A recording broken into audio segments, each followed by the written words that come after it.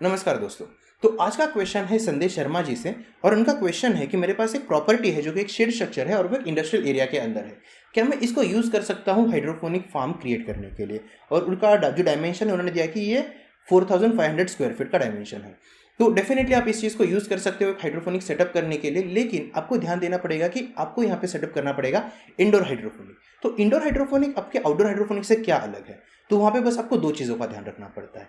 एक चीज़ का जो आपको ध्यान रखना पड़ता है वो ध्यान रखना है आपको कि एक लाइटिंग सिस्टम, आपको एक प्रॉपर ग्रो लाइट सिस्टम चाहिए होगी, क्योंकि आप सनलाइट जो है आप उसकी एक प्रतिकृति यानी कि उसको मिमिक करने की कोशिश करते हो आप ग्रो लाइट यूज़ करके। तो शेड के अंदर पॉलीहाउस हो सकता है, शेड के अंदर हाइड्रोपोनिक सिस्टम हो सकती है, लेकिन आपको ग्रो लाइट का यूज़ करना पड़ेगा।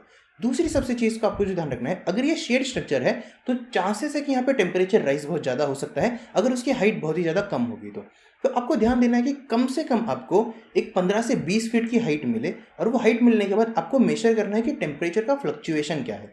क्या आपके शेड में ऐसे होता है कि रात में बहुत ही ज़्यादा टेम्परेचर ड्रॉप हो जाता है, लेकिन समर टाइम में या फिर दिन में टेम्परेचर बहुत ही ज़्यादा रेज हो जाता है? तो आपको इन दो चीज़ों का ध्यान रखना है। अगर आपका टेम्परेचर बहुत ज़्यादा राइज हो सकता है या राइज हो जाता है, तो इसके लिए जो आपको सोल्यूशन है वो आपका सोल्यूशन एक आउटडोर सोल्यूशन है और एक इंडोर सोल्यूशन है।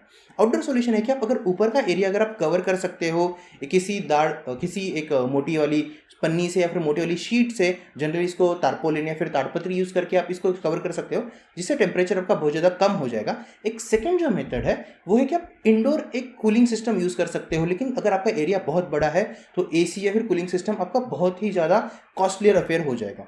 तो यहाँ पे आप कर सकते हो कि आप एक स्मॉल फॉगर सिस्टम इंस्टॉल कर सकते हो आपके शेड के ऊपर, जहाँ पे कांस्टेंट वाटर ड्रॉपिंग होता रहेगा, जिससे टेम्परेचर आपका हमेशा कंट्रोल में रहेगा। तो ये दो चीज़ों का यूज़ करके आप एक शेड के अंदर एक हाइड्रोपोनिक सेटअप कर सकते हो, जो कि बहुत ज़्यादा कॉस्ट इफेक्टिव और बहुत ही ज़्यादा प्रॉफिटेबल इक्वेशन हो सकता है आपके लिए, क्योंकि यहाँ पे आप कंट्रोल आपका कहीं ज़्यादा होगा एक पॉलीहाउस सिस्टम से, क्योंकि कंप्लीटली एक क्लोज इन्वायरमेंट में आप आपका हाइड्रोपोनिक सेटअप कर रहे हो। तो आपको ध्यान देना है दो चीज़ों की तरफ। पहली चीज़ का आपको ध्यान देना है कि आपको ग्रो लाइट का इस्तेमाल करना पड़ेगा। दूसरी चीज़ का आपको ध्यान देना है कि अगर ये शेड अगर किसी पतरे का बना हुआ है या फिर किसी एक मेटल शीट का बना हुआ है, तो आपको इसको टेम्परेचर ड्रॉप करना पड़ेगा। आपको टेम्परेचर ड्रॉप कितना करना पड़ेगा ये डिपेंड करता है कि कितना टेम्परेचर वेरिएशन है। अगर टेम्परेचर वेरिएशन बहुत ही कम है तो आप एक तारपोलिन या फिर ताड़पत्री यूज़ करके आप इसको टेम्परेचर ड्रॉप कर सकते हो, लेकिन अगर टेम्परेचर बहुत ज़्यादा है तो आपको एक सिस्टम एक ईजी ड्रिप सिस्टम आपको इंस्टॉल करना है आपके शेड के ऊपर, जो हमेशा वाटर का एक कंटिन्यूस स्ट्रीमलाइन वहाँ पे बना के रखे और पूरे एरिया को कूल डाउन रख सके। तो थैंक यू गाइज, ये आंसर था आज के क्वेश्चन का लिया। अगले वीडियो में देखेंगे एक नए क्वेश्चन के साथ और एक नए आंसर के साथ। Thank you.